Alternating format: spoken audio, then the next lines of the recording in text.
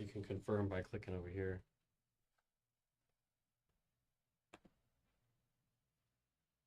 Maybe click refresh.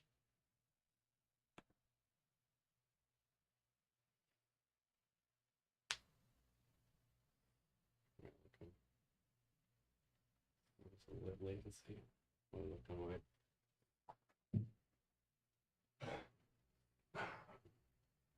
Getting things up and running. Running. Or not. Just sitting here. Just hoping something happens. What's going to happen? Don't really know. Got some latency issues here. Latency. That's what we want. That's what we're working on.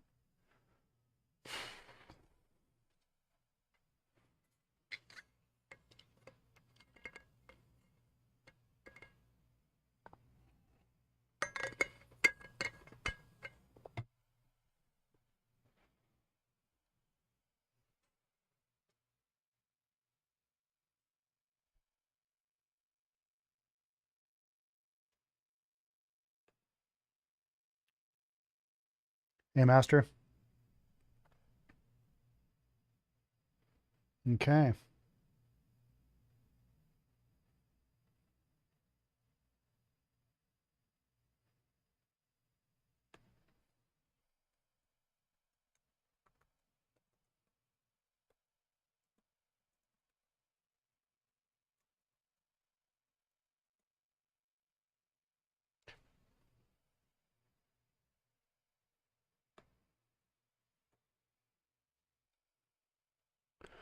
All right.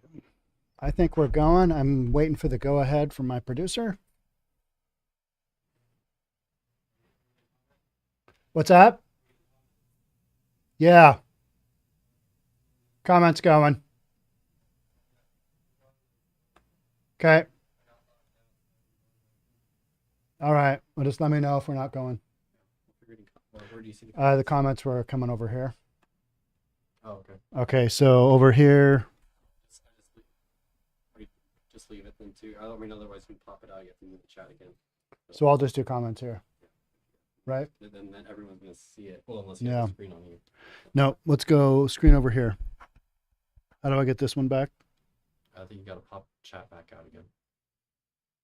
Which so is... You have to over here. Oh, okay. There it is. Okay. Just start going. All right. We're going to go. All right. So I'm not going to worry about that. How is everybody doing? So this is the second or third time I'm going to do this format. We're going to do 4 main stories. So it'll be hour and a half, 2-hour long live stream. We may get cut off. Don't know. We're still working through all the glitches on streaming live and doing all that good stuff. So what I'll do is I'll read through these stories, and at the end of each story, I'll kind of glance over and look at the comments and see what you guys are talking about, see what you guys are interested in, and we'll go from there. And one of the ways that, so there's going to be a bunch of comments that go through on the live chat. If you do just like a super small super chat, it puts that comment, and I'll read that comment. So if you are dying to get me a comment, and maybe I miss it as the comments go through, super chat is the way to do that. I'm not trying to beg for money here, but that's a mechanism, and YouTube does it on purpose. All right. Chief Diaz, he's our new police chief. He's our new Seattle police chief. He took over for Carmen Best, who basically said, yep, you're defending our police department. I'm out of here. You guys can take your little job and shove it. So she did that. Chief Diaz has been our interim police chief for a couple of years. I always jokingly refer to him as permanent interim police chief Diaz, because he was our interim police chief for so long. He got sworn in this last weekend, and did we have a doozy for crime here in Seattle? You know, when you're like having a decent weekend, and I was either on my boat or paddleboarding. I know, middle of January in Seattle, not ideal paddleboarding conditions, but it hit almost 60 degrees on Saturday. So I was, paddleboarding, running around, and then I checked my phone and I go, oh, geez, another shooting. Good Lord. And a teriyaki owner got killed. Somebody got hit in the head and then drove their car into a power station? What is going on? We had one of those kind of weekends. That's what our first story is going to be here. Diaz oversees violent weekend. His first official one is Seattle Police Department chief. I think Chief Diaz has done a good job. My policing isn't. If I became police chief, it would be a wreck. It'd be a total wreck because I don't know how to manage. I know how to manage business, but public safety, little different drill. So Chief Diaz coming into a big city like Seattle with just a chaos we had with Chop Chaz and all this other stuff. And now you got these levels of shootings alone that have escalated pretty heavily. After a weekend of shootings alongside a narcotics bust, multiple assaults, hate crimes, and even a power outage affecting 8,000 residents, many people who call Seattle home are worried about 2023's violent start. That was kind of my thought. I was like, oh, well, maybe this is a one-off. Maybe this is just that weekend. Maybe they're getting it out of their system, and these criminals and these people who aren't able to interact well together, maybe, they're getting it out of their system early in the year. Nah, this is just what's going on, right? I mean, this is kind of unfortunately where we're at. We had a violent weekend, even by Seattle standards, for what we've been seeing over the past 2 years.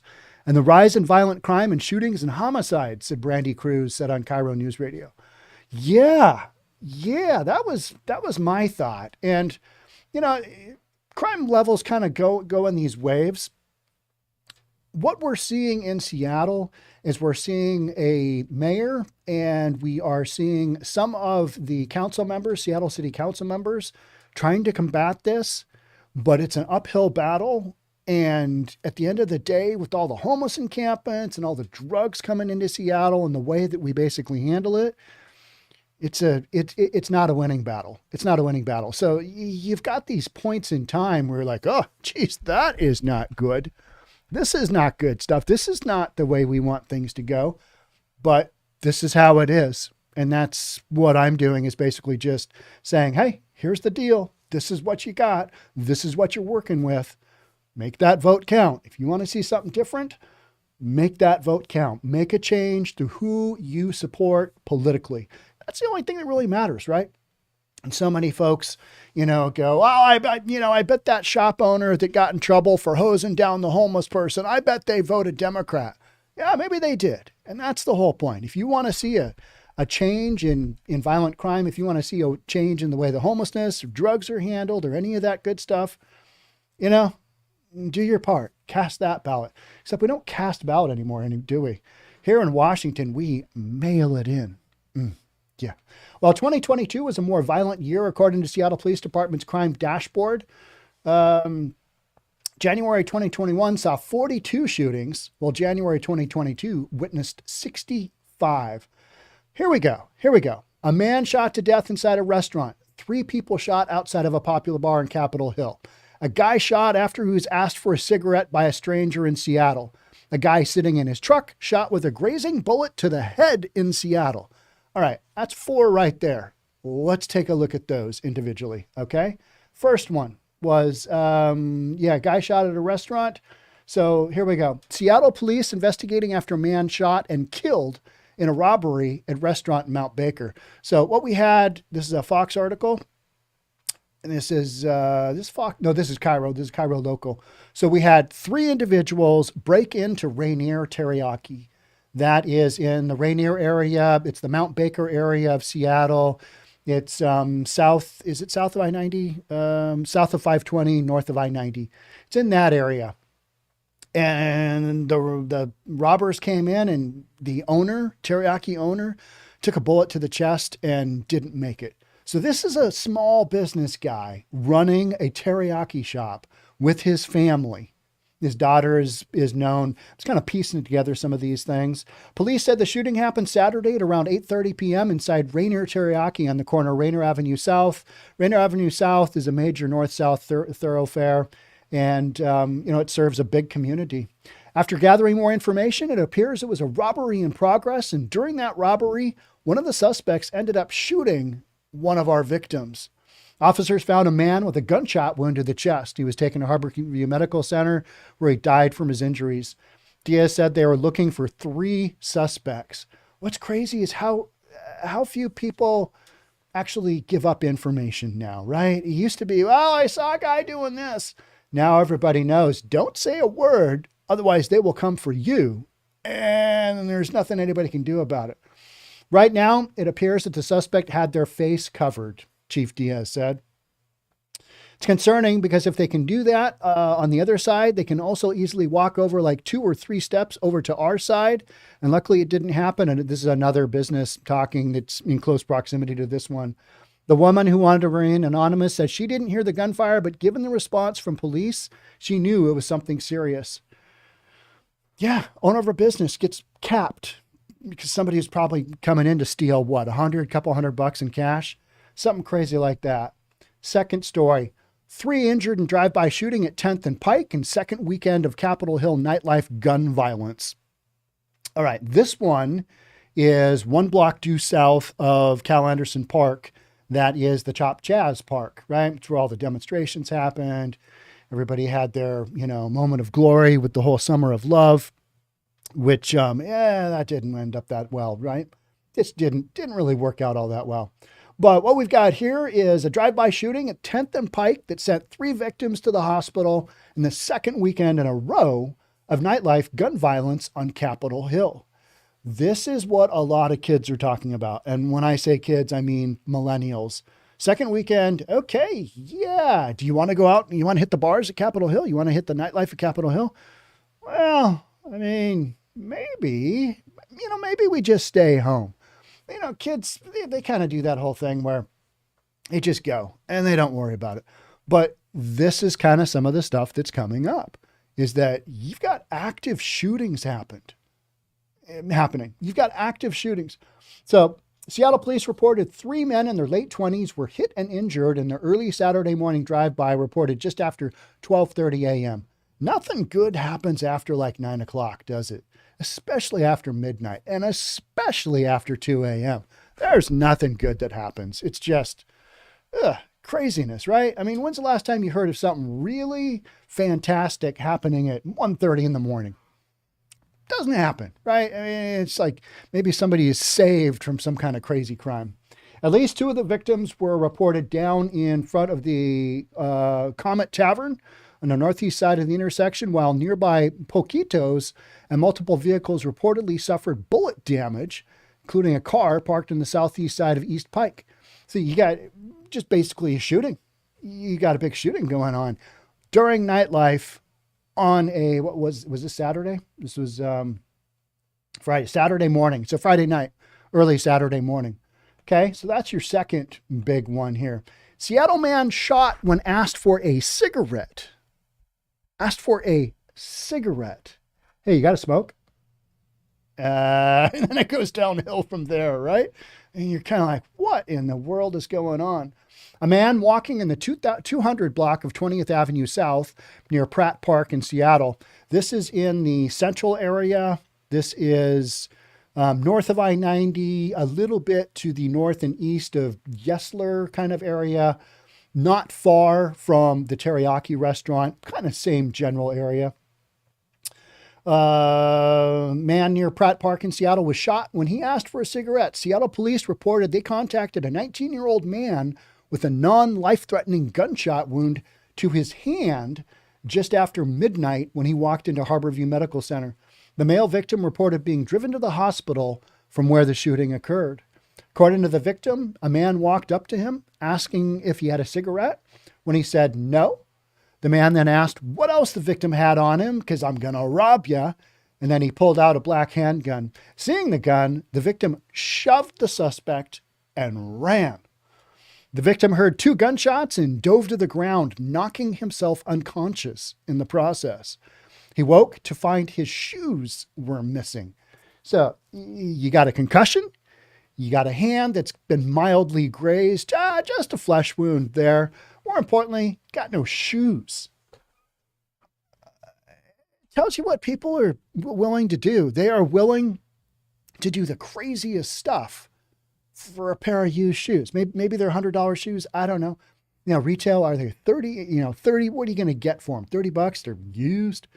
Maybe there's some really nice Nikes, a couple $100. But I mean, you're literally, okay, I need a smoke. You don't have one? All right, I'm just going to shoot you. And then when you go down after knocking yourself out, I'm just going to take your shoes. Police searched near Pratt Park, but did not locate the shooting scene or any possible suspects because they're long gone. The investigation is ongoing.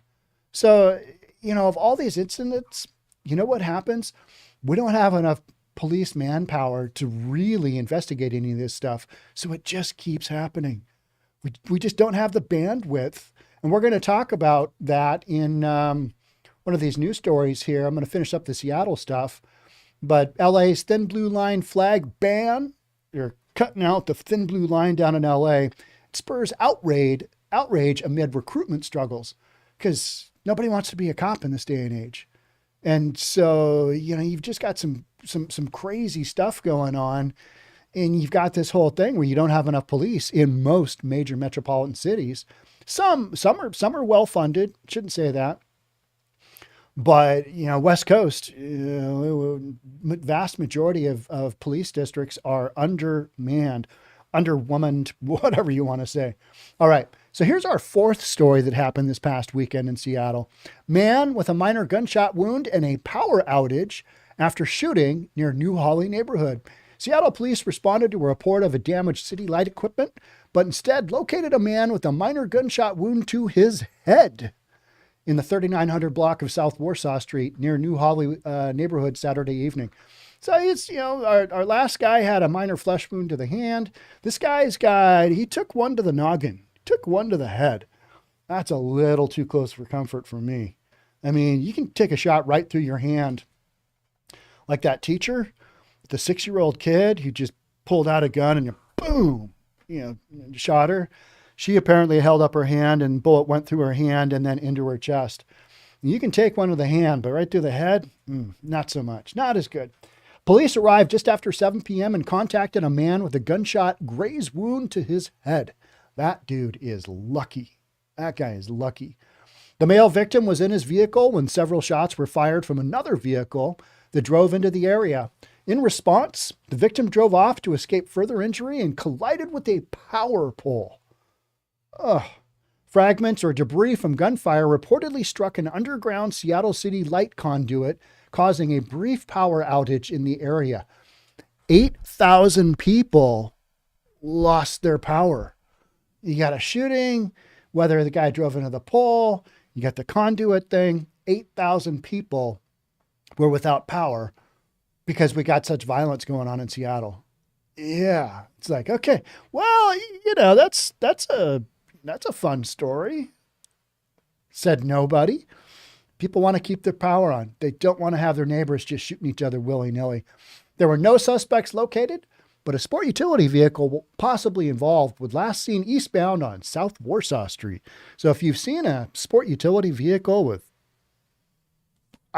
driving away, yeah, right, this is going nowhere. Officers provided medical aid until Seattle Fire Department personnel responded and transported the victim to Harborview. Everybody goes to Harborview because that's kind of where our trauma center. Gun Violence Reduction Unit will be investigating the ongoing case. You've got too much criminal activity going, don't have enough cops. This is what you get, right? This is what you get. So let's get back to the main article here. And Brandi Kruse, we had a 16-year-old boy shot in Tacoma. This is after the 4 stories I just read to you. 2 teenage girls shot outside a Mount Vernon grocery store in the parking lot. Mount Vernon is way up north, kind of by Canada. Just a few of the things that happened, and I shouldn't say Canada. It's on your way on the I-5 up to Canada. Just a few of the things that happened in the past few days in Western Washington. Like I said, it was just one of those weekends. All this occurred on Adrian Diaz's first official week as chief of police for Seattle. So chief of police isn't responsible for Mount Vernon and a bunch of other stuff going on, but it's like collectively all part of the Pacific Northwest experience, right? Diaz was the interim chief for 2 years following former police chief Carmen Best's resignation in August 2020, and he was confirmed by the Seattle City Council with an 8-1 vote. He's been a cop for a long time, and he's been with Seattle for a long time. The only no vote came from council member Shama Sawant, and she just doesn't like police at all. Just get rid of them. It'll be fine. We'll make our own way. We'll have social workers go out and handle all these calls. It'll be fine. Nothing wrong. It'll just happen. For me, the violence is bad. Combating violent crime is getting more officers on the streets, Diaz said on KIRO Newsradio with Brandi Kruse. I mean, simple fact, we need officers to be in the right place at the right time. I think in the last 5 months, we have seen a decline. We've adjusted our resources. All right. So when police chiefs say that, they mean they've only got so many. Their bandwidth is only so wide. They're taking somebody from over here and moving them to over here. They're spreading their personnel thin because you've only got so many people in the rotation lineup anyway, right? We've adjusted our resources, but we've also had our officers working multiple shifts that are working emphasis. They're working anything from downtown emphasis, that's the Pike and Pine and 3rd, and there was a major drug bust there over the weekend. Yep, a bunch of crack cocaine found there. So we've got the downtown emphasis to gun violence emphasis, and we're spreading them out really, really thin. Yeah. And it's not a long-term deal. You can't run your business, and policing is no different than any other business. You can't run your business on, overtime.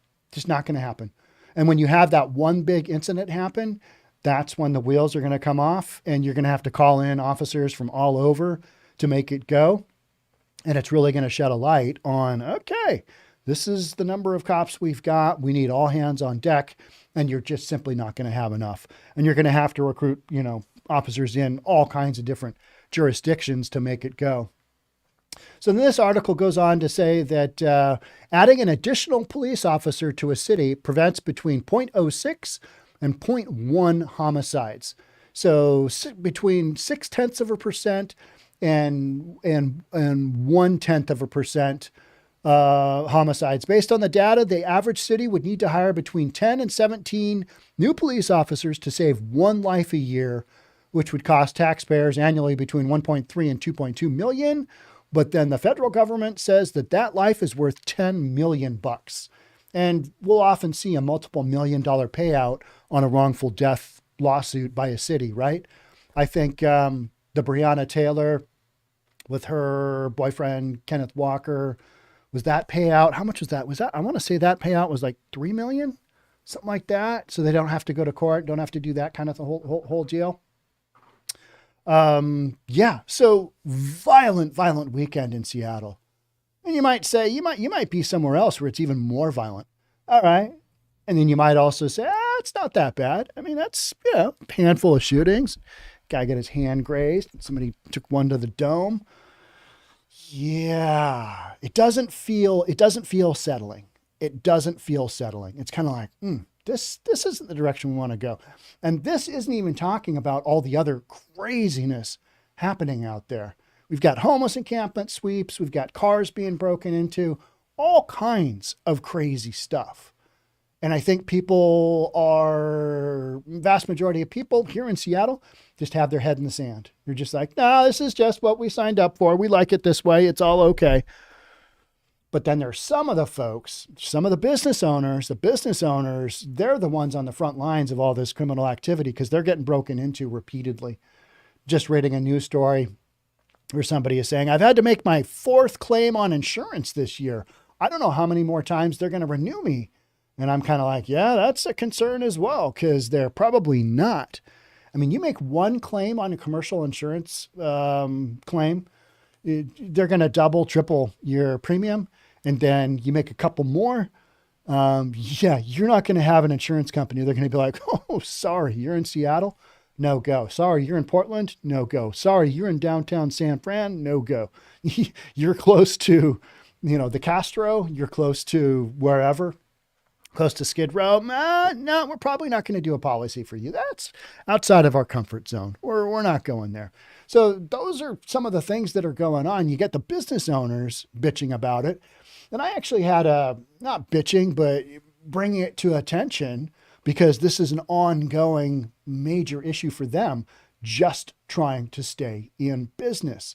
I covered the gallery owner down in San Francisco who took a hose to a crazy homeless person outside of his art gallery. And people are just all worked up. But vast majority of you that saw the podcast that I did are like, yeah, where has been the compassion for the business owner having to work his way through all the craziness that comes in between his customers and his shop by all these homeless folks lining the sidewalk? Where's the compassion for that business owner? We don't have any. We've given that away.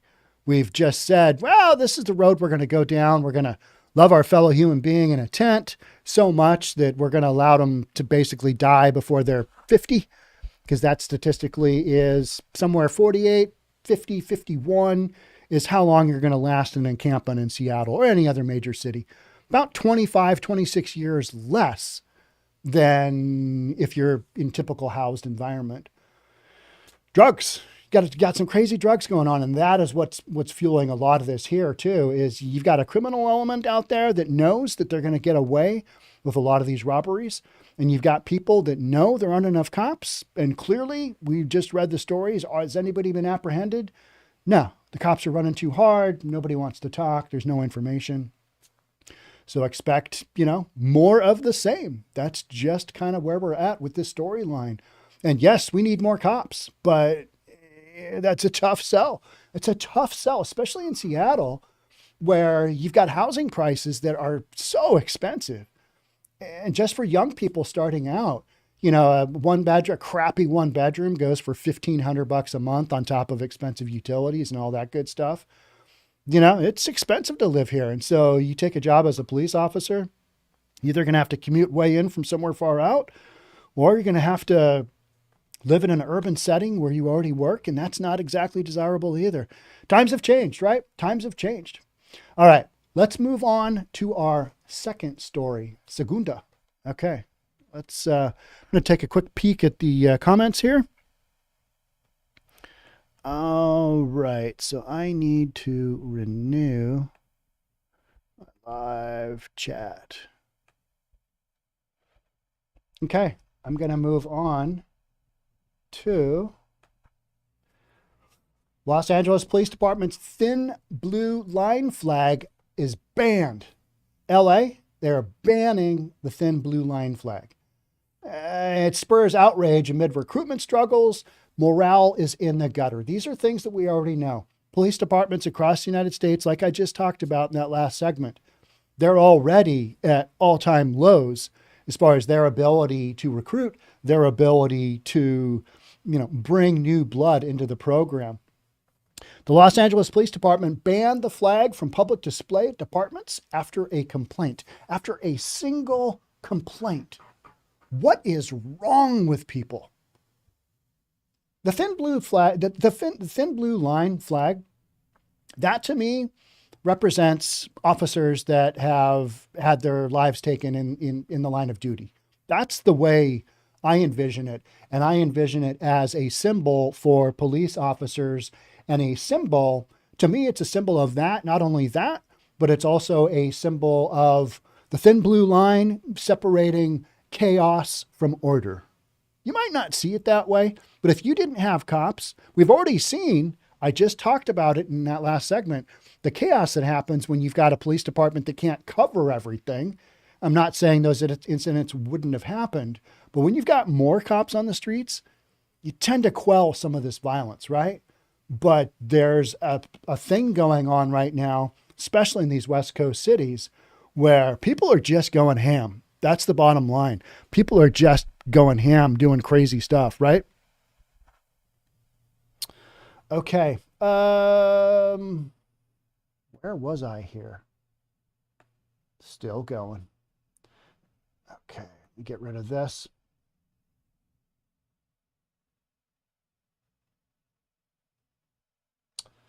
And I haven't been hitting the screen time. There we go. Los Angeles Police Department is facing fierce criticism after it banned displaying the thin blue line flag over a complaint it symbolized extremist views. Is this extremist views, the thin blue line flag? No. And if one single group puts that flag up, does that change the meaning of the flag? No, it doesn't. And yet that's the level that we're stooping to at this point, right? So founder of Blue Lives Matter, New York City, Joseph Impentris, joined Fox and Friends First Monday to discuss why he is furious over the move and how it will impact staffing shortages and morale moving forward.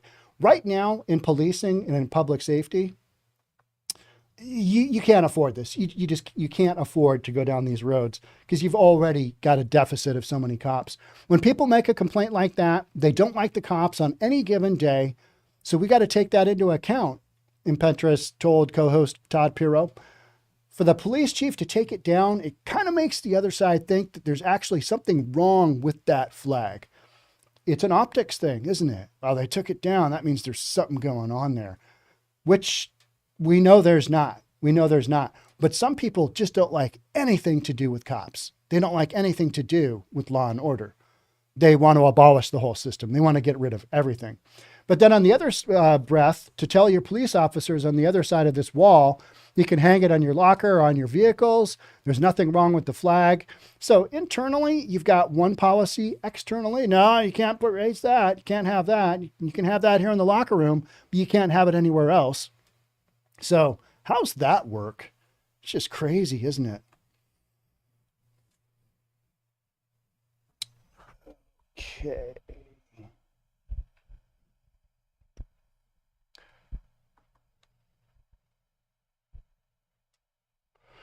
What really bothers cops is that, God forbid, a police officer was killed in one of those jurisdictions today or tomorrow. I can guarantee you that not only flowers and candles would be placed there, but all different types of blue lines, whether it's flags or stickers or cups. But it's okay, he continued. It's not all right.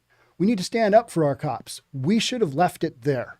So whoever in Los Angeles went down this road, you are not really paying attention to what's going on, because your city, you don't have enough cops to begin with. This makes it just that much more worse, because you are basically taking an identification and saying, no, this isn't good. We can't have this.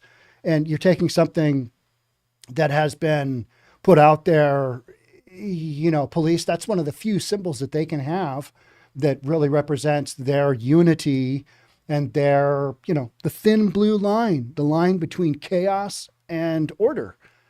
It doesn't take a genius to figure this out. And we saw what happened after police departments got defunded. We saw the chaos that happened when you basically take away police officers' ability to do their job. We're watching that unfold in front of us, in communities where we've done this, Seattle being one. You've got craziness going on and people know they can get away with it. So why wouldn't they do this stuff? The department banned the use of the thin blue line flag from public areas within police departments last week over a single complaint tying the flag to the Proud Boys and other groups. So you got one complaint. And it just gets shut down. So how does that work out? How does that go? Yeah, it's wild, right? I mean, it makes no sense, but today's day and age, somebody's like, oh no, can't be affiliated with the Proud Boys. I mean, what if the Proud Boys waved, I don't know, the Black Lives Matter flag? Would we ban that as well? I mean, you know what I mean? It's like, really? Is this what you're doing? And so what if the Proud Boys support police? All right, so you take some of their ideology that you don't like. They have a right to support law and order as well, right? I mean, how are we getting so far out of line here? Despite the ban, officers will still be allowed to hang the symbol above their workspace locker door or personal vehicle. This is where you're just, this makes no sense at all, right? Moore defended the ban, releasing a statement on Friday saying it's unfortunate that extremist groups have hijacked the use of the thin blue line flag to symbolize their undemocratic, racist, and bigoted views. Have they? You got one comment and you're going to take the thin blue line flag away from those that actually have a right to wear it and present it? That makes absolutely no sense to me. See, you got some You got some racist and bigoted view. If you think that's what the Proud Boys are, okay. If you're going down that road, all right. But the actual people who this is representing, that's not what they're about. And that's not what the thin blue line flag is all about, right? So how is a police chief getting so off center here? No, we can't have that. I mean, are we going to have any symbols left at all after some of this stuff is done? It's hard to say, isn't it? Critics have been quick to point out the potential impact the ban will have on already existent recruitment and retention struggles as crime surges. There were only 22 recruits in the LAPD's most recent recruitment class, and the department is even looking to retired officers to satisfy the shortage. Okay, so we've seen how that works down in Portland. They've called for, all hands on deck. You're not going to get enough cops coming out of retirement. You need to renew that blood. You got to recruit new people in. And if you're in a job environment where they're saying, nope, yeah, we're not doing the thin blue line flag, but I mean, internally you guys can, but externally, that's not something that we're proud of. That's one of the few symbols, I think, in law enforcement that everybody knows and recognizes and can get behind. Just because somebody else who you think might have a different ideal, politically than you, they also run it. I'm a hard no-go on this one. Hard no-go. So, yeah. So the thin blue line is the only thing separating the darkness and the chaos. So every once in a while, it's nice, or would be nice, as an executive at a police department around the nation just stood up and just explained it a little bit more, because morale's in the gutter. Nationwide, very difficult to recruit police officers. 10 years ago, wildly different story. You might have a 3.6 GPA coming out of a big school like University of Washington. You might have studied criminology. You might have studied sociology, whatever it is that gets you that straight line into the police force. You might test 2, 3, 4 times, spend a couple of years of your life trying to get on with the police force. It was that competitive. This isn't that long ago. And now, and that might even be like 8 years ago. And now they're getting recruits in, but it's not at the rate that they need to. And this last class down in LA with 22 recruits, I mean, that's shocking to say it at least, right? So it's hard. It's a hard retention rate, and we can't recruit people. So why are people going to want to stay if their executives are not standing up for them? Good point. I mean, that's an amazing point. Why would they do that? It makes no sense, does it? And that's not what's happening. You're seeing numbers of police officers being reduced continuously. And you've got big operations like Seattle saying, yeah, we want to hire 500 cops in the next 5 years. They all want to hire more police because we know that we're shy of the number of police officers to keep the city safe. And yet there's no ability to bring the recruits in at the rate that you need them to. And down in Portland, it's even worse. I mean, it's even worse. Basically a news stat goes out when there's 16 recruits brought in, and you're like, okay, but how many did you lose? Because you can bring 500 in, but if you lose 300 due to attrition, because nobody wants to be a cop anymore, so you've got a net positive of 200, and you're already down 500, 600, whatever it is that Seattle's down, whatever it is that Portland's down. And you will hear one side of the news bringing that up fairly often. It's a very small minority, but for the vast majority, of the media, they just don't pay any attention to it because a lot of people just don't care. They're like, it's fine. It's okay, until their car gets broken into and they've got to call 911. And where are you? How come you can't come out faster? You're not going to follow up on my car crime? What's going on? Yeah. So you've got all that happening, right? According to LAPD, around 200 retired officers are being asked to return to the department, as another 600 are expected to leave or retire. I had heard a big number were going to leave Portland as well, or were eligible to leave, I think last July. A bunch of them stayed on. That's kind of my rudimentary understanding. You've got 600 expected to leave or retire. How big is the police force in LA? I know in cities like Chicago and cities like New York, massive. I mean, you could have, 16,000 police officers, but you've also got a population of how many million? Whereas in Seattle, you've got, what do you have? Do you have 600 officers, 700 officers, but a population of 750,000 people, something like that?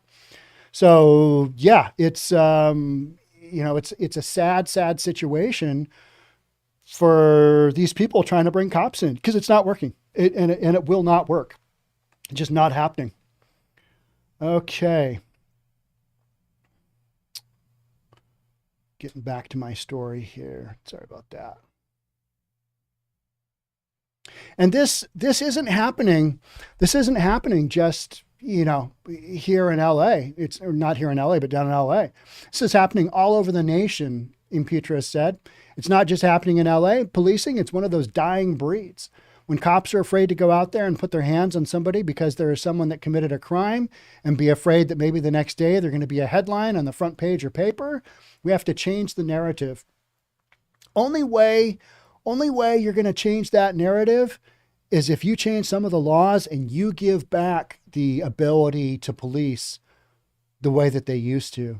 You've basically tied the police officers' hands, and that's why you've got criminal activity. We didn't even get into, hijackings or carjackings and how that's just skyrocketed and all those other crimes that are going on out there. We haven't even touched on that, but those are going through the roof as well, right? So we need the community and our executives and all the high brass to stand behind their cops and say, if you go out there and do policing to the best of your ability and don't do anything criminal and genuinely you want to help, the public will stand behind you.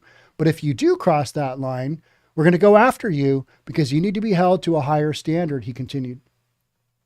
I think the real issue has been that cops have been gone after for basically following protocol. And yet there's such public sentiment that, we're just going to jump on the cop. And here's a good example. How many grand juries have you seen where they exonerate the cop for basically following protocol, following what they're supposed to do, following training, and there's somebody shot and killed? If you start looking at those actual stories of what's going on, you're like, oh, well, I mean, that does make a lot of sense. If you read the headline, cop shoots unarmed, homeless, mentally unstable individual, your optics are just terrible. But what they don't say is, well, that guy did have a knife and he threatened to stab somebody else. And then he lunged at a police officer. Those are real stories that have happened here in Seattle. And I cover those fairly often. A lot of them I cover on our member content. I cover on reasonabletv.com because those storylines are inherently a little bit violent. So we've got member content on this channel that, you're not going to find elsewhere. So it's $10 a month. If you believe in what I do, you want to support me, go ahead, get yourself a subscription for reasonabletv.com. Got a bunch of additional videos that you're not going to find elsewhere. Because we're not able to put those elsewhere because they violate the terms of service. Okay. So attorney Keisha Hebben is married to, okay, now we're not going to cover that. So we've basically talked about LA and the Thin Blue Line and their executives in the police department saying, the Proud Boys like it too. So we're not going to do that. So I bet you there's some real pushback on this. I bet you LA police officers do have the ability, pretty sure they're going to walk this backwards because if this goes forward, other police forces are going to, glom onto it. And I'm a hard no-go on this one. I just am. This makes no sense at all. This is just cowering to those who don't know any better, that just can't filter through. Okay, this group, their affiliation. All right. So you got to be able to work things out in your own head, what you believe and what you support. And if you can't do that, I can't help you. You know what I mean? You got to figure stuff out for yourself. So many of these these political factors. They just kind of want to jump on in. Oh, they flew the flag, therefore it's got to be terrible and horrible. Just not the case. Not the case. All right. I'm going to take a quick break here. Give me 1 second, and I will be right back.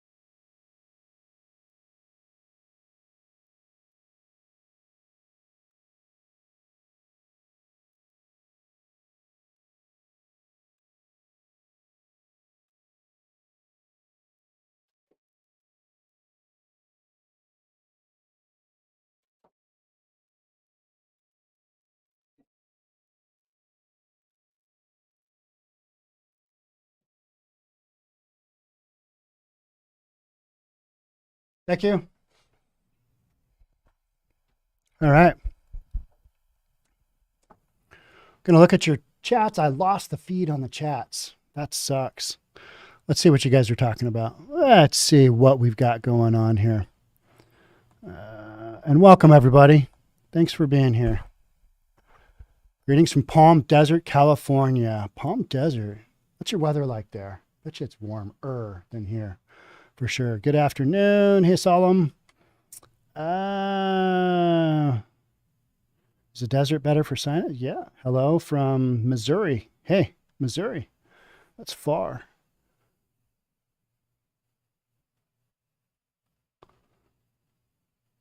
You guys got a lot of topics going on here. Keep them going.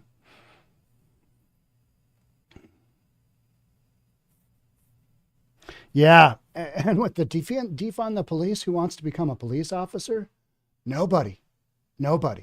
People don't want to become cops. They read all, I mean, you guys have been here. They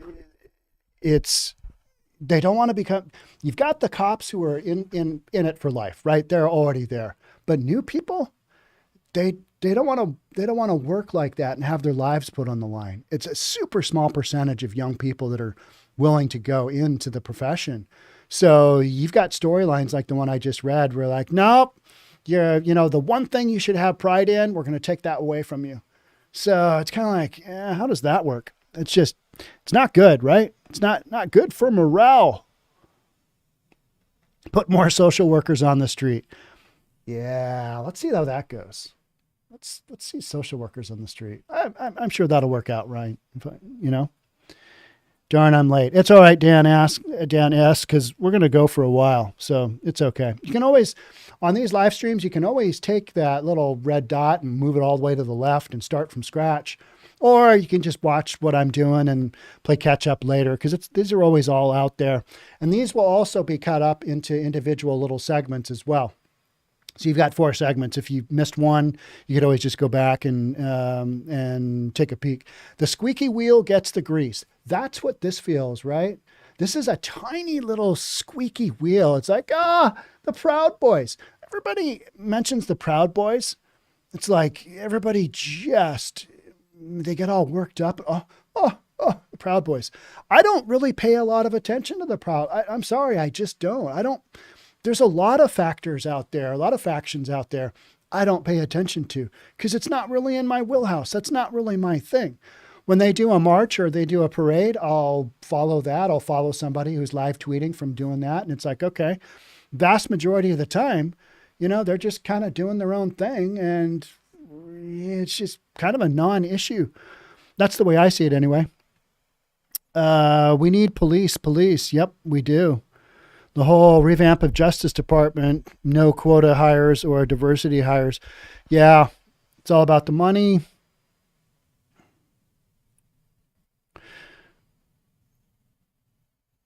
Got that whole World Economic Forum thing going on right now, right? That's happening in Switzerland, isn't it? Davos, Switzerland, I believe. That'll be interesting to see because they have not had, they've not had an in-person meeting now since what? Last one was 2019, I think it was. Let's see if you guys have anything else here of major consequence. You guys are talking about a lot of stuff. Cardiologists call for COVID vax suspension. So, yeah, that's a big deal. How many people are dying of heart attacks out there? You guys notice that? Has that come across your news feed? Just all of a sudden, you're like, okay, am I just imagining this? Or is this just kind of happening way out of control? Are things just going crazy? Or is it we're just facing that? What I always look for is, did they die of a stroke, heart attack? Did they die of some kind of heart failure? Because that seems to be what's commonly going on, right? And that to me is okay, what do we have going on there? How is this happening? What is going on? And so those are kind of the news stories that I've been reading. Hi from Atlantic City. Freaky Frank Booth. That's a good name. Freaky Frank. I like that. All right. Let's jump into our next story. And blood clots. Yeah, it's all interrelated, right? And you guys know I am not a huge conspiracy theorist guy, but I'm also a realist. And I'm kind of looking at some of this data and I'm looking at the CDC saying, no, maybe we're going to have to look into some of this just a scooch. And I'm kind of thinking, what really happened? What is going on? Like, something's going on, right? Because all these people just all of a sudden, this can't be coincidence. And then you've got some people that are just, flat out just dying from, ODing and whatnot. You throw all that in there and it just seems like, oh my gosh, is everybody dying? Are we all going to die? Robbie Bachman from Bachman Turner Overdrive died, but he died of, I think, cancer or something like that. And then we had Lisa Marie Presley. Was that a heart attack, I believe? And that one was kind of like, I can't believe Priscilla Presley outlived the king and her own daughter and her own grandson, I believe. Priscilla Presley's still going. A lot of tragedy there, right? The king, what a performer. That guy could swivel those hips, couldn't he? Yeah, he was great. All right, we're going to jump on in to the next story we've got here. This is an interesting one. Karen Bass, new mayor of LA. She comes in and she does the same damn thing that a sheriff did in 2021, and he got lambasted for it. He basically was listening to business owners in Venice Beach, and he said, all right, city leadership, if you guys don't get off your ass and clear this encampment, I'm coming in with my cowboys, his deputies, and we're going to clear this thing out. We're going to clear it out. We're going to make this happen. And that was enough to get the ball started, and it just shamed the current mayor into doing something, right? Now we've got Karen Bass, new mayor, and she's clearing out 100 people from Venice Beach. And it's the greatest thing ever. This is what I campaigned on. This is my platform. I'm doing what I said I would do. Moving out 100 people from a homeless encampment, this isn't a victory. That's a start. And here's the deal. You're playing whack-a-mole. And I see it over in Seattle every day. Every day I'm over there. And I'm probably over there, I don't know. When I'm over there a lot, it's like 3 or 4 days a week. When I'm not, I'm there maybe, a handful of times a month, something like that. But right now I've been over there a bunch because I've been working on boat stuff and paddle boarding, and it's the middle of winter, and that's when you want to do a lot of paddle boarding because there's nobody else out. It's really cold. So, everybody else is up skiing. Those guys don't know what they're missing out on. But no, I'm just trying to get really good at paddle boarding because, it's something I want to work on. And more time in, it's better. I do wear a wetsuit, but it's still cold. Water is 46 degrees. Don't fall in. Don't recommend it. It's cold. It's very cold. So Karen Bass, she comes in and she's just all photo op, smiling, 100 people. This is optics, right? This is sheer optics for something that was just derided a year and a half ago, 2021, when the sheriff said, I'm coming in, I'm cleaning house because you guys got to do something here, because the encampment issue after the pandemic had just gotten wildly out of control. You sweep out 100 people, it's that whack-a-mole game. Like I was saying, I see it. You're just moving people from here. They're going to go over here. They're going to still continue doing their drugs. They're going to do their crazy stuff. The whole ecosystem, it just shifts around a little bit. That's all you've got going on, right? So Los Angeles Mayor Karen Bass is basking in the success of removing 100 people off of city streets and into temporary shelters in less than 30 days on the job. No one seems concerned with how she is having so much success in a short amount of time. Well, how long was this sweep set up? I mean, how long ago was this sweep set up? She's literally just said, this is all me. I did all this. This is what we're doing. I mean, it's just some real nonsense. So it's basically a big photo op for her, right? It's an enormous photo op. Bass campaigned on a platform of tackling the homeless crisis, pledging to get 17,000 homeless people off of the street in her first year in office, and estimated it would take 4 years to get a firm grasp on it. 17,000 off the street in her first year. All right, that would be not only a world record, that would be a record for the universe. And I am assuming there is life beyond planet Earth. That's why I'm making that statement. There is also a planet out there who's got a homeless issue. This would be more than that planet's ever done as well. I'm totally making this up, right? Although I do believe there is life beyond planet Earth, because the universe is so big. There's so many, billions and trillions of planets and other systems out there, star systems and whatnot. To believe that we're the only ones here, I think is pretty short-sighted. But she's saying, we're just gonna, we're just gonna put a lot of people into housing. She went a step further by declaring a state of emergency, which lasts 6 months, with the county and other local cities following her lead that the homeless crisis was not just an emergency, but a full-blown crisis. Okay, we've been in a full-blown emergency crisis here in King County. We've had, crisis mode for homelessness for like 7 years, and our problem just keeps getting worse because they're not going to the heart of the matter on so much of what's going on. You're not dealing with the people on crazy amounts of drugs. And LA, look at Skid Row. Look at Skid Row. Look at the stories coming out of Skid Row. I mean, it is not the Wild West. It is Mad Max type, just, Mohawk with your whatever boyfriend on the back of your motorcycle, and you're just going to go out and do some, marauding in the open desert in the outback of Australia. That's Mad Max stuff. And that's literally what you've got going on in a community like Skid Row. Venice Beach, I've talked about this. That's what we're talking about here. Talking about taking 100 people off of Venice Beach. It was really interesting. I was watching Casey Neistat, and you probably don't care who that is, but he's a pretty famous and probably one of the best YouTubers out there. He did a thing where he put out one video a day for an entire year. And you're talking 10-minute complete YouTube video. That might not sound like a lot because I pump a couple of those out at, half an hour a pop each day. But he's putting out like all of this really crazy imagery and all these super quick little, I sit here and talk into a camera, multiple cameras, but he would do things like he'd do a time lapse, he'd do hyperlapse, he'd do zoom in, all this crazy editing, and just these fantastic videos. He moved from New York City to basically Venice Beach in California.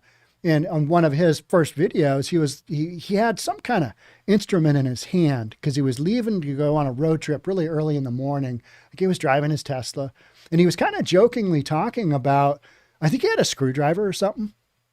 And you would, unless you read these news stories all day long, it wouldn't make any sense to you. And he's like, you never know who you're going to encounter out here.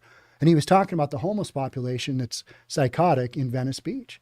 And he literally carries, some kind of implement with him. And he was kind of half joking, but then you could also kind of tell, not half joking. He's a realist. He just came from New York City. He knows what it's like to defend yourself getting from point A to point B. And so Venice Beach, beautiful area. Beautiful area. So they're going to, obviously start with that because you've got the high rollers in that area. You've got multi-million-dollar homes, and then you've got massive homeless community. And you know who's covered this a ton has been German in Venice. I'll have to check in on German in Venice. The guy does, he gets the footage, and he just kind of walks around and here it is. This is what we're doing. We know that the community of Venice has suffered for a long time, Bass said. The people on the streets have been suffering, and the people who have to live or work near the encampments have been suffering. So I'm happy to say that we're able to move a number of people into housing, and this work is going to continue, said every single politician with the homeless problem in their community. We're going to keep working on it. All right, what's that going to look like? Because you might have moved a handful inside, but they're not going to make it inside. Eventually, they're going to go back outside. And then you're going to have thousands who need, either psychological help or they need drug addiction help or a combination. And they're just living out there. So how are you going to handle that? How are you going to handle 17,000? That'll be interesting to watch, right? It's kind of like, all right, I'll watch this train wreck. I'll watch how this goes. So mayor of LA off to a start. Let's give her that, off to a start. But this isn't anything in particular. The fact that she's getting press for this is just kind of wild, right? So she went to Venice, where former Sheriff Alex Villanueva already showed it was possible to transition people safely from the streets and into shelter. The difference is he was villainized for stepping out of bounds, while Bass is being cheered as a hero. That drives me nuts. You got law enforcement saying, hey, we're going to enforce the laws. Oh, you're horrible and terrible. No thin blue line for you. And then you've got a mayor who just got elected saying crazy stuff. Oh, we're going to do this many people off the streets. Just no idea. I mean, just no clue, right? So here's what Villanueva said. They say imitation is the sincerest form of flattery, said Villanueva. Too bad my call to the Board of Supervisors and the governor for an emergency declaration fell on deaf ears in 2021. So he's just basically calling out exactly what happened. We podcasted on that. We talked about that. We talked about, hey, if it takes being shamed into getting your job done, so be it. But there aren't enough resources out there for all this stuff. There aren't enough resources. There's not enough beds for 17,000 people. Period. Point blank. You don't have the infrastructure to handle all the people with all of their various needs, because these people are not your average folks just down on their luck, waiting for their next break, waiting for a couple of paychecks to come in. Then they'll get back on their feet and they'll get housing or they'll get a hotel again. These aren't those folks. And that's where there's this massive disconnect that I think nobody is really recognizing. Well, some people are recognizing. Reasonable people are recognizing that, and have always recognized that. But until you start working on some of these more deeply rooted problems, it's not just the roof over your head, is it? That's kind of like, all right, whatever. If you want to get sober, you can figure it out. And people that are really mentally unstable, letting them live outside in a drug-filled environment is not compassion. It's just not. So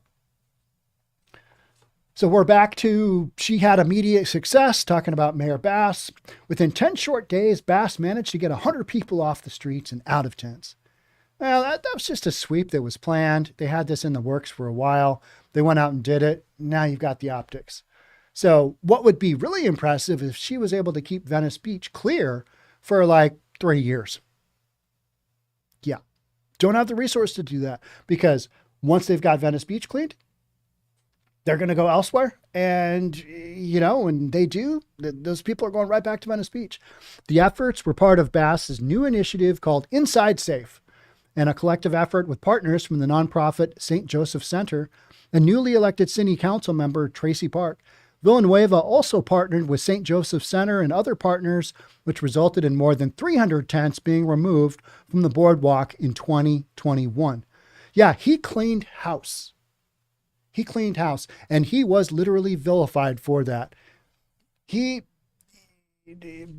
People knew his name. He's like, oh, he's that horrible, horrible sheriff who's being mean to the poor people. It's like, no, he's cleaning up Venice Beach. He's cleaning up Muscle Beach. He's, making it so that people who want to go to these iconic California areas can actually enjoy them with their families instead of just having the crazy news stories. And there were crazy news stories. I remember talking about the Ben & Jerry's ice cream shop that was on Venice Beach and how they closed up. I mean, if you're closing up an ice cream shop on Venice Beach, you got some major, major issues, right? I mean, that's telling of what was going on. That was during the pandemic and you didn't have enough people walking around because everybody was supposed to be hunkered down inside their house, not talking to anybody. And, we're going down those roads, wondering why the Rona isn't spreading wildfire throughout the homeless encampments. Kind of like, that's weird. It's really strange. What's going on here? How does this happen? Yeah, right? That tent action, all that fresh air. So days before Bass's press conference, local news reporters were on the encampment cleanup trail alongside Bass and Park, where they were interviewing those who accepted assistance, some of which went on camera explaining their drug illness or their drug use. All right, here's the next section I want to get into. According to the LA Centers for Alcohol and Drug Abuse, 27% of the homeless reported substance abuse and 25% had serious mental illness. Those numbers are wildly, wildly underreported. There is no way that those numbers are true. The homeless encampments that I go by, I mean, you can literally just eyeball what's going on. Hypodermic needles on the sidewalk out in front of these encampments, that's kind of your first clue. There's a whole bunch of garbage. They're not being kept up. They're going down this road, right? They have gone down this road. There's no way 27% of the homeless reported substance abuse and 25% had serious mental illness. The 25% who reported mental illness, okay, all right.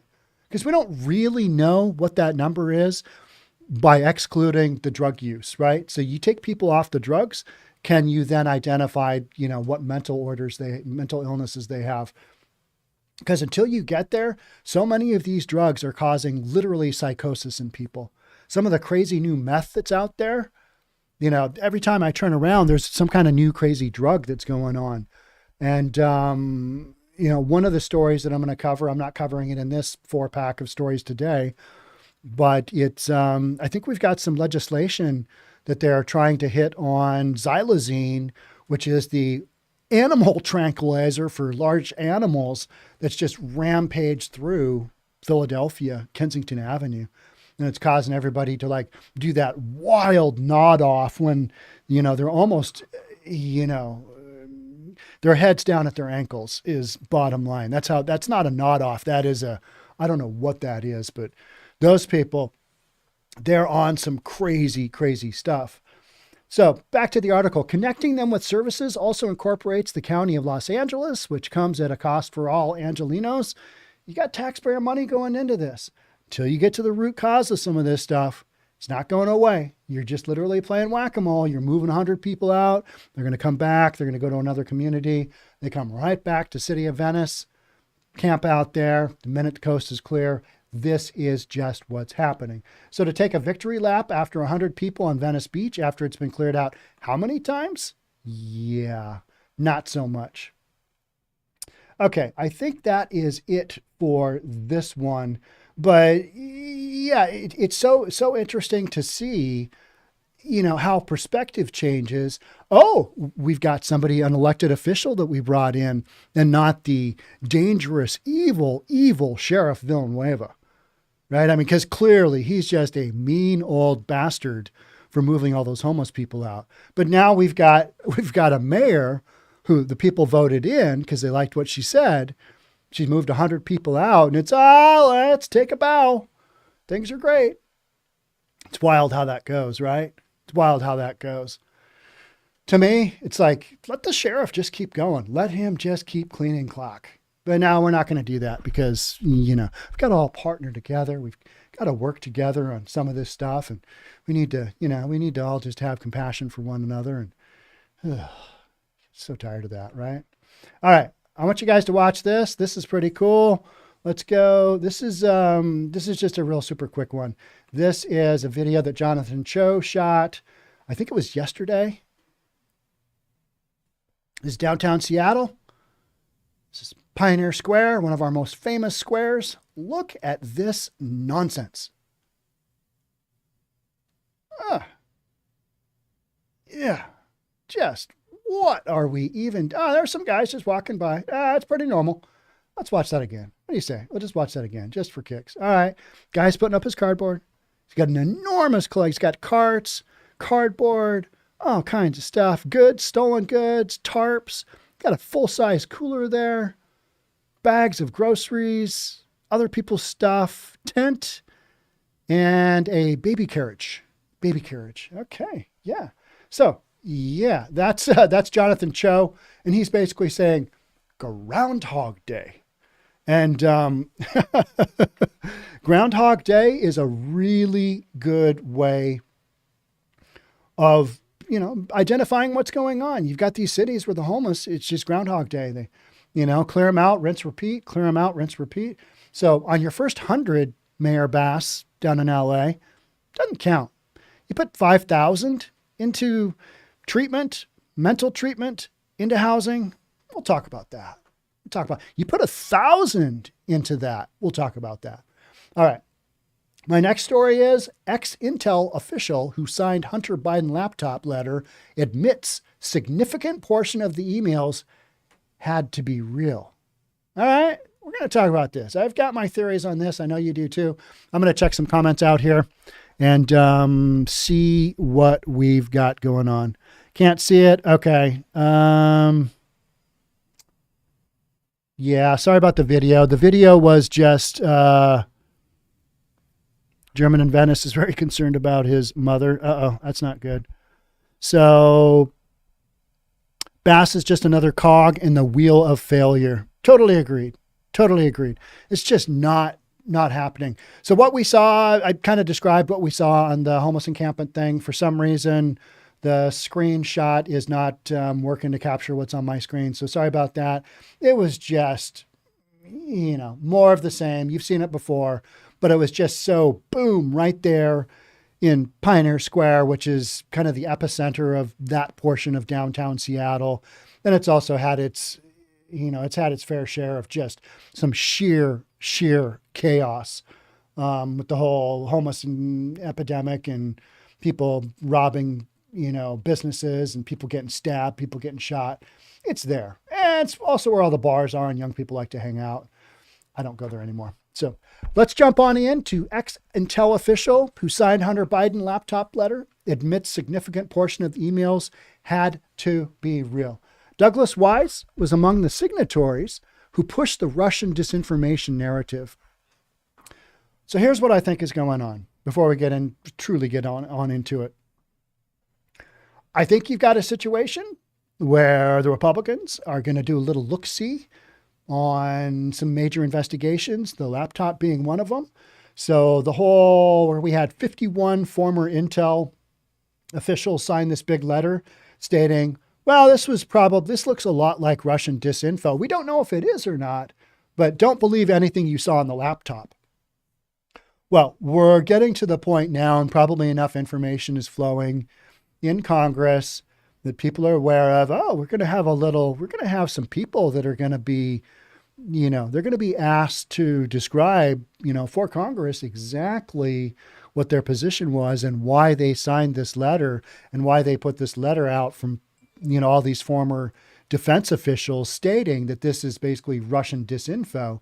So now you've got one guy, Douglas Wise, who is saying, well, we said it was Russian disinfo because we knew a portion of the emails on the laptop had to be real. But at the time, they basically said they're all Russian disinfo. Don't listen to it. Don't listen to it. So you are slowly seeing the creep towards, oh, we knew it was all real. We knew it. We knew for a fact it was all real. And the media just stopped that story in its tracks, right? Some of my stuff included. My stuff was, it wasn't, I didn't have links, hyperlinks that were blocked, but I did have storylines that were deemed, nobody wants to advertise on this. Or I did have storylines that are like, yeah, we're not really promoting this right now. We're not promoting this topic right now. Had that stuff happen. And it was a way of basically censoring information so that content didn't get out there. And to me, that had a major impact on the election. And we're going to talk about that towards the end of this article. So, yeah, we've got some. You're going to probably have some hearings. And you're going to have some of this stuff come up. And so now you've got one of these guys who maybe is going to be in the hot seat in some of these hearings, and he's going to say the FBI had the laptop July of 2019, or was it December of 2019? They had a full year to look at it before the elections, and you guys right before the elections stated that you thought it was Russian disinfo. What's the dealio? And the guy's going to go, well, we said it was Russian disinfo because we knew some of it was correct.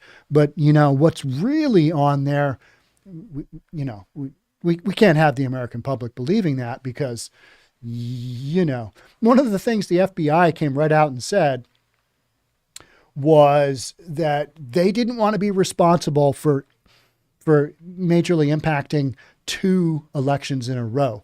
So if you remember, with Hillary Clinton and her email servers, that was a big FBI related deal, right? She's got a private email server. Can't have that. Well, the FBI was just like, well, let's take that laptop and we're just going to bury that. And that to me, that on top of, this letter that went out that said Russian disinfo, Russian misinformation, that to me, that had an impact on the election for sure by not disclosing that. So FBI, one way or the other, they're impacting this, right? So kind of depending on which side of the aisle you believe, whether you believe in the whole voter fraud thing, I am of the idea that, what happened with this laptop did impact the election for sure. The timing of it, especially. One of the signatories from the now discredited open letter attempting to discredit the findings from the Hunter Biden laptop made a stunning admission more than 2 years after it surfaced in the public eye. Because what's happened is that we've just moved past it, right? Guy got elected. We're all good. Douglas Wise, a former Defense Intelligence Agency deputy director and former senior CIA operations officer, was among the over 50 former intel officials who claimed that the content of the laptop, first reported by the New York Post in October of 2020, has all the classic earmarks of a Russian information operation. Now, they didn't come right out and say that it was Russian disinfo, did they? I podcasted this very specifically. They danced around what it was. They didn't identify it directly because they knew damn well that it was probably a laptop that Hunter Biden in his drug-induced state left at a repair shop. That repair shop, guy just freaked out and he gave it to, who did he give it to? Rudy Giuliani? That whole sequence thing. And then it became the laptop from hell from Miranda. I forget her last name. But yeah, so this is where we sit. This whole thing to me is just straight up politics, right? So, but in an interview with the Australian published Sunday, Wise, the Australian being the publication, Wise now admits most of what was found on the reported emails had to be based in reality. All right. So which one was it? Was it reality or was it fake? You got to pick one because it can't be both. Now we're saying, well, of course we knew it was real because if it was Russian disinfo, then the stuff on there had to be real. Is this just absolute doublespeak? Seems that way to me, right? It's one or the other. It's true or it's not, right? Stuff on the laptop is good or it's Russian disinfo. But now we're saying, well, it's got some truth to it. The only way it could have been Russian disinfo is that if it was true, is literally what this guy is saying. It's like, how's that work? I don't know. All of us, keep going here. All of us figured that a significant portion of that content had to be real to make any Russian disinformation credible. But the whole issue is that you were telling us it was Russian disinfo to discredit it. That's okay. 2 years have gone by. We're all thinking something else. Nobody's really talking about the laptop anymore, are they? No, people are. Yeah, people are. And we're going to hear some interesting stuff on that. Have you guys been following the Twitter files at all? I mean, the Twitter files that Elon Musk is leaking. I mean, there have been so many of them that I'm just kind of overwhelmed. I'm kind of like at that point where I'm like, okay, there's a lot of information there. Could somebody please just summarize all this stuff and get back to me? Could you give me the Reader's Digest version of it? I know that sounds horrible because I know that so much of this stuff is truly important. But it's like, okay, what are we going to do with all this? Are we going to have congressional hearing after congressional hearing? Right now, I'm literally kind of tired of hearing Biden and his excuses for his files. Well, they're locked up in my garage with my vet. And you're like, okay, but your house didn't get raided by the FBI and Trump's did. And you guys both had files at home. So, Trump didn't, Trump hasn't been well treated by the government at all, right? I mean, he's had so many different things where they've just gone up his backside. So for him to say, yeah, no go on the, you guys are going to have to subpoena that stuff. I don't blame him. He's basically got he's got files from when he was, in office. And to me, this stuff is just like, you guys work this out. So whatever you got going on. But the inequality is what I'm saying. The way they treated Trump with the way they treated Biden. I mean, did they go through Biden's wife's panty drawer? I don't think so. They went through Trump's. That's interesting, isn't it? Literally went through her underwear drawer. Well, there might be some secrets in here. You never know. Yeah.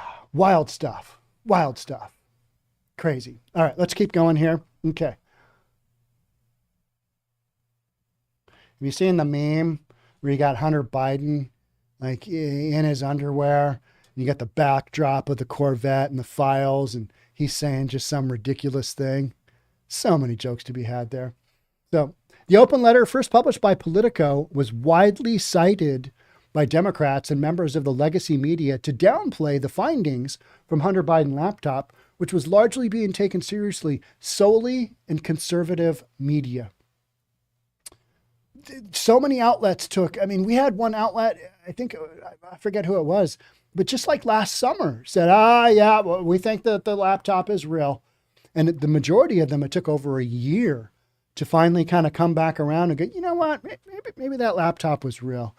We are all individuals here's the excuse, right? Here's the massive excuse.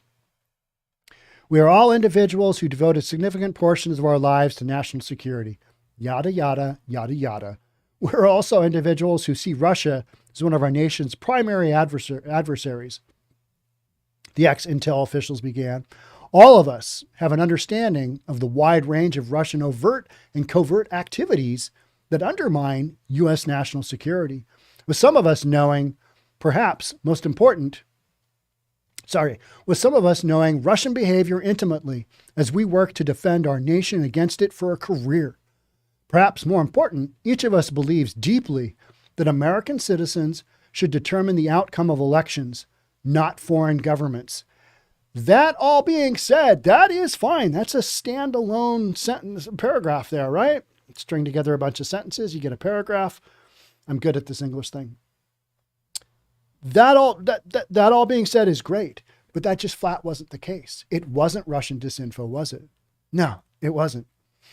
It's for all these reasons that we write to say that the arrival on the U.S. political scene of the emails purportedly belonging to Vice President Biden's son Hunter much of it related to his time serving on the board of the Ukrainian gas company Burisma, has all the classic earmarks of a Russian disinfo operation, they wrote.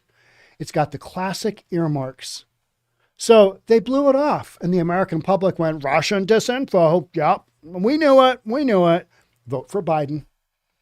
Now, there's been a ton of statistics out there where people have said, well, if I was aware of that it was true, that, the Biden family is basically selling power for money, political influence for money, maybe I'd vote for the other guy.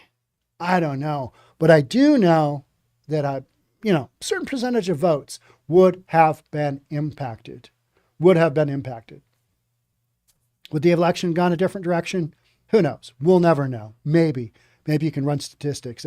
I've seen a bunch of people saying, no, had they known, we've done a poll where it says this many people would have changed their vote for this. You're like, okay, yeah, all right. But reality is, would they really have changed their vote over knowing Hunter Biden's drug-addicted son was out doing all this stuff? Maybe. I think people just want their guy. And if your guy's Democrat, got a D in front of his name, that's your guy and that's who you vote for, no matter what he does. And if your guy's got an R in front of his name, I think you go down that road, no matter what he does. Look at that guy with the R in front of his name that just basically made up, his educational history, his work history. I love the articles where they say he never entirely worked for that company. He never worked for them at all. He didn't get that degree that he claimed. People still voted him in an office. Now and he's taken office. I think that guy's going to make it through. Wild stuff, right? So at the end of their letter, which was published just days after the New York Post first published its bombshell reporting, the ex-Intel officials acknowledged, we do not know whether these press reports are accurate. So they said, we don't know, and it sounds like Russian disinfo. So, the damage is done. Among the signatories were outspoken Trump critics, John Brennan, James Clapper, Michael Hayden, Leon Panetta, Jeremy Bash, many of whom can be often be found on MSNBC and CNN. How is CNN doing? How are things going at CNN?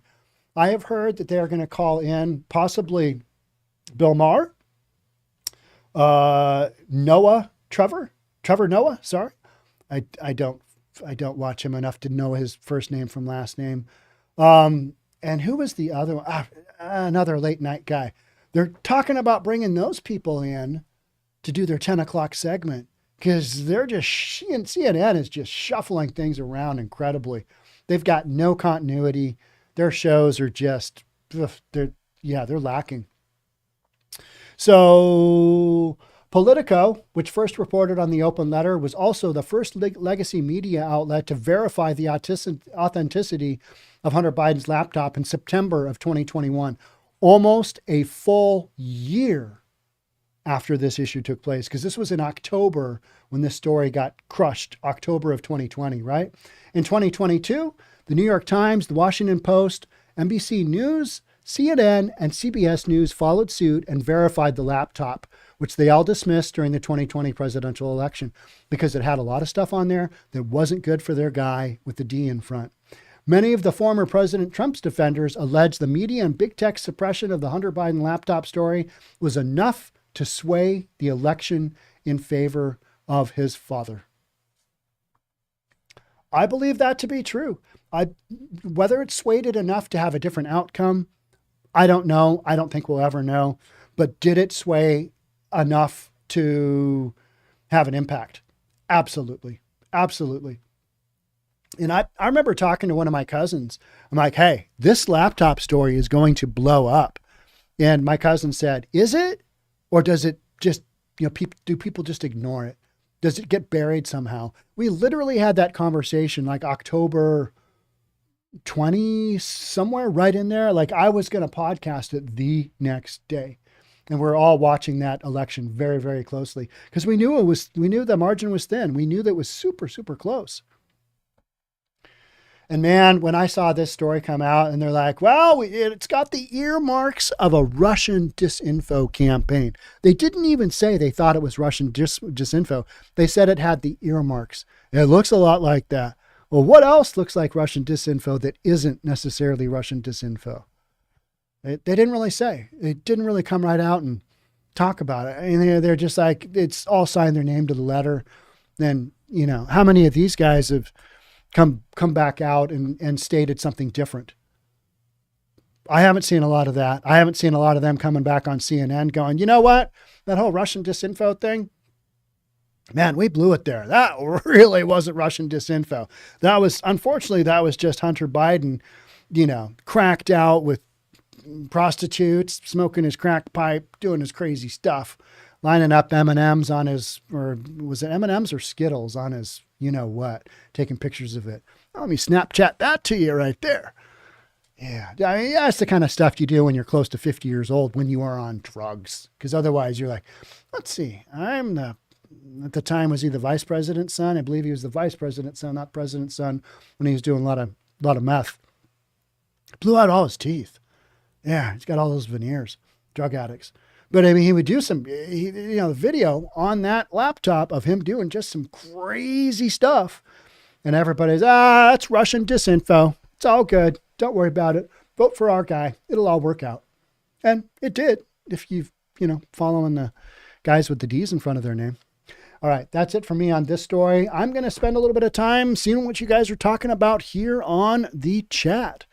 So I'm going to scooch over here and we'll see what we've got. Okay. When Sean Reynolds says that's wild, it always makes me laugh. That's funny. My kids mentioned that as well. They're like, hey, Dad, say that. And I will. And they're like, It's kind of funny. Democracy is two wolves and a lamb deciding on what's for dinner. That's funny. That's funny.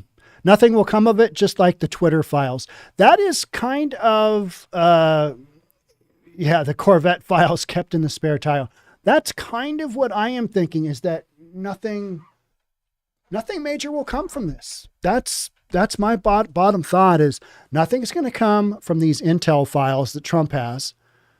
Nothing's going to come from these Intel files that Biden has. Nothing's going to come from the laptop.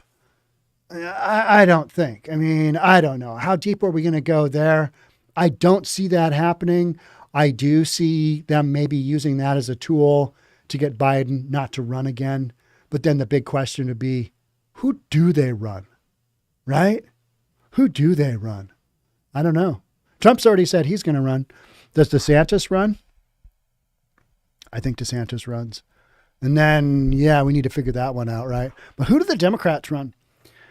Yeah, don't forget 10% for the big guy. How do we work around that one, Tall Walls? How do you get do we just ignore that? Well, yeah, the big guy. It could be anybody. I could just be a big guy. I have one of my good friends, Dan. He's a bar owner. He refers to me as the big guy. And I am 6'1" and change. Used to be, I was 6'2" and a little bit more in high school, but life and compression and, my spine, I'm just shorter now. My friend he's like 6'7". And so there's always somebody bigger, is my point, right? So who is the big guy? 10% for the big guy. That one, when you've got a business partner basically stating, Tony Bobulinski stating, the big guy is senior, and then you're kind of like, all right, how do we work around that one? What, how do we get there for all that? Don't know. What else? Yeah. DeSantis. Talking about DeSantis. Okay. I'm going to go back up and see what else we've got here. Somebody's putting a bunch of nonsense into this. Gavin Newsom's Pelosi's relative on list. Is that right? I don't know all the people that are involved. It's crazy though. Where is my cursor? Troll. Yep. Oh yeah. Let's talk about this for a second. Hunter states $50,000 per month rent at the Corvette house What properties rent for $50K a month? And he was claiming that was for a bedroom. Now, some people are stating that is a way to launder money. Maybe it is, because he's got to be able to get that money. He was getting what, 83 grand from Burisma, $1 million for a year, right? 83 grand a month. He's got to be able to funnel that back to the big guy somehow, right? Without there being a paper trail. 50 grand a month for rent. Yeah. I don't know of a single room anywhere that rents for 50 grand a month, and I don't think he was living in the home at the time. He was just claiming that. So yeah, that was an interesting one from that standpoint. But is it illegal? All right. Funneling money to somebody illegal is illegal, but whether or not they'll be able to stick that to him, I don't really know. He has a really big laundry room, but he can make up for it with garage sales. Okay. All right. Hunter can always do another art. What happened? How are we doing, Jeff, by the way? What happened with Hunter's art career? Remember he had all his paintings, and then they were putting up a firewall in between Hunter and the people that were going to be buying his paintings. Did he sell a single painting? Was he able to sell anything? Because you know what that was? All of a sudden, spotlights on Hunter and on Senior, because Dad's become president. He doesn't have an income source. He's been doing all these shady business deals for so long. He doesn't have an income source, a legit income source. So now he's going to take up painting. And I'm no art critic, but I got to say, the one painting I saw of his, I'm like, that's not terrible. It's not horrible. Would I pay $500,000 for it? No. Would I pay $500,000 for any painting? No, not at all. No, that's just not my thing. I don't care enough about art. Well, it's really rare, Sean. Yeah. All right. Don't care. Just don't care. It's like, I think right now I have a couple of pictures that I've taken up in my house. I have no art. You know why? Because when you move out, it's easier to move. Just less stuff. Tyler Durden, evolve, have less stuff. You don't need all that stuff. Oh, I've got that picture up there. Pay $200 for that. Now it's worth $750, even though I'm never going to sell it. I got that one from that person, and they said it was really cool. I was a really good artist, and really like that one. That's not my style. I just don't want any of that stuff. And I'd rather have an enormous big screen on my TV and a really comfy couch that I can sit there and watch YouTube on. That makes me happy. So putting stuff on the walls. Yeah. Money laundering. That's what I'm getting at, is that's the illegal part. So you got to be able to take that 83, whatever grand it is a month that you're getting, and funnel that back into the family. Because Hunter Biden was, has bitched about having to pay his dad half of his income or whatever it was. So, in what world does your son, who has gone to law school, come out, put these deals together based on your influence as the vice president, and then you got all this money coming in and paying all these bills and commingling funds? That'll be the real question, whether that is money laundering or not. And I believe the FBI is working on that right now. And I believe the IRS is. That's why this extra 50 grand a month for the bedroom came out, because they're working on tax issues, right? And this is after Hunter Biden had a $2 million tax bill. Somebody loaned him a little. Here you go. There's no 10% for the big guy in the back end of that one, because they're literally loaning him money. Hunter's got to pay it back. Well, is he going to pay it back with the proceeds from his art? I don't know. So many questions, so few answers, right? It's just, does any of this matter? Does any of this matter? I'm inclined to say, here, I'm going to give my odds. 77.8% says no, doesn't matter. Business as usual. Keep going down these roads. Maybe Hunter gets a slap on the hand. Maybe Biden doesn't run for re-election. Something along those lines. I think that's what you're looking at, because this last boxes of files coming out of Biden's place, doesn't that just strike you as weird? all of a sudden we've got the exact same damn issue. I mean, did they tell Biden, hey, by the way, you're not running again. We're going to have you take the fall on these files. We're just going to go down that road and you're going to bow out gracefully because you're damn near 81, something like that. I mean, there's nothing wrong with being 81, but running the country or, running the country, so to speak, whatever it is that he's doing.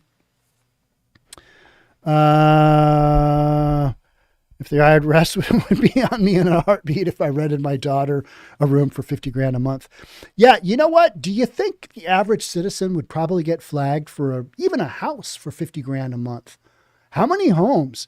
How about that home that Robert De Niro was renting where the female thief broke into his house and was rummaging through his presents underneath his Christmas tree while he was upstairs sleeping with his daughter, who's 50 something, 60 something. I don't know. Cause he's like 80 something. Right. And, he was renting that place in New York City. I think it was $67,000 a month, but that's big town home, right? That is the absurd end of real estate. A home in wherever it was, wherever in Delaware, that the Bidens do their whole home thing. You ain't renting a room in that house for $50,000 a month. That's just not, he can't even walk right. Yeah. That's true. It's true. I often wonder who is actually running our country. Looks like lizard privilege. Yep. Agreed. Yep. They work together, period. They do. Yeah. They've worked together very well. Will we have some of the father-son thing unveiled? You'll have a little scooch of it unveiled, but for the vast majority, I think, the Bidens they've done their thing. He'll go this last year, whatever he has left on his presidency, a couple of years on his presidency, he will have served his purpose, and then he will gracefully be put out to pasture. And Hunter Biden, who knows? He'll be selling art for who knows? I don't know. Yeah, you guys have theories on who runs the world. We kind of know it's not who we're told it is, but all that stuff. All right. I got to go eat some lunch. So thank you all for joining. Thanks for all for being here. We're going to do this. A bunch. I've also got a live stream that if you're interested in kind of what I'm doing, it's a GoPro up on the wall. And some of you have already seen it, but a bunch of you bitched about the audio being terrible, which we recognize that was true. Now I've got a mic here. This is the receiver here. This is a transceiver, and I don't know. But we've got a mic up on our, it's kind of a behind the scenes look. You actually can see the backside of all the cameras. We're going to have that going, and it just kind of runs. But we've got good audio on it now. So if you want to take a look at that and just kind of see what I'm doing and see what's going on, we're going to be doing a lot of live streams. Somebody said, hey, you're the first news guy to do a behind the scenes live stream of what you're actually doing, because what I do is I record my segments. So today's segments will be brought up into 4 different storylines. Those will be cut up. But oftentimes what I'll do is I'll read a story and I'll say, cut. I'll say, cut, go with this. You'll be able to see all of that. If you want to follow those live streams, you can kind of see me just make an ass out of myself and how bad I really am and how much editing makes this go. As in, any news story, any of the guys that you watch elsewhere, they just butcher segment after segment after segment. And some genius in the back who's just head down with headphones is just editing like a madman because he's like, oh, we can't have that in there. This is terrible. But I'm going to let you watch me just make an ass out of myself because, that seems reasonable. All right. Thank you all for being here. Thanks so much for supporting and just being part of this channel. We are growing. We're growing slowly but surely. And that's where you want to be. So, and we're also trying out a bunch of stuff like the live stream here, the live stream we got going on here. Yeah. You do enough live streams, you're out there. All right. That's what we're accomplishing.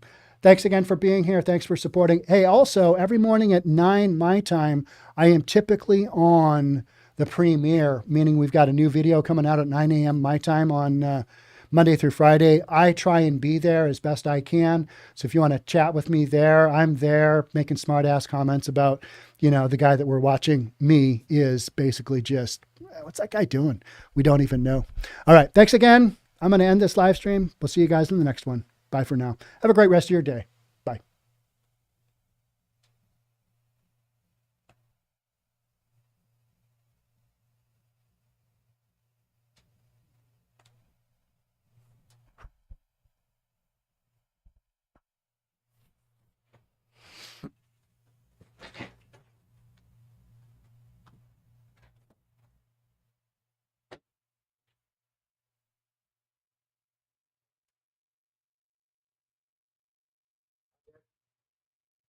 I tried to and I couldn't. Is it still going?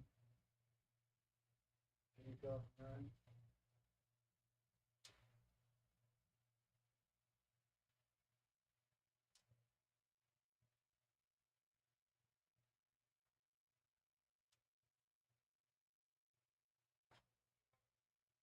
What's that? Was it? Okay.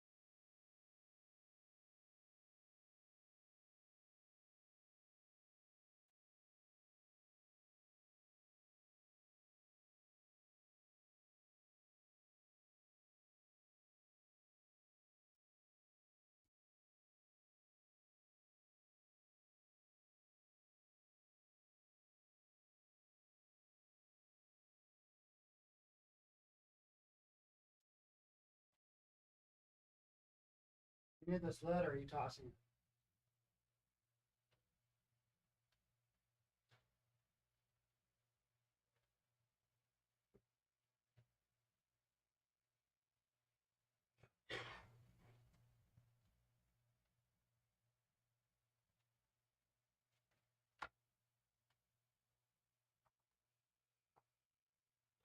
And then re-uploading.